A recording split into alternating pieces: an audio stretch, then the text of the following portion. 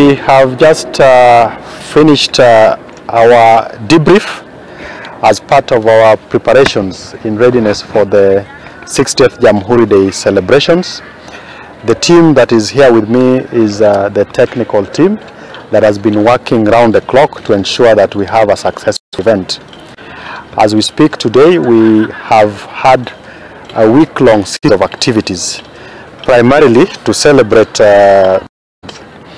creative economy and the sports. So we are expecting 30,000 seated Kenyans across the garden. So if you look around, already the seats are being set up. As we stand here, a total of 12,000 seats have already been arranged. By tomorrow we would have done the 30,000. So we are expecting to seat 30,000 Kenyans.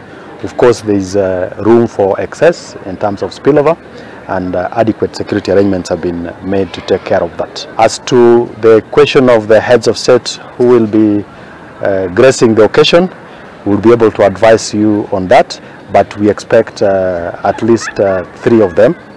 So we'll give the details just before we get to Tuesday.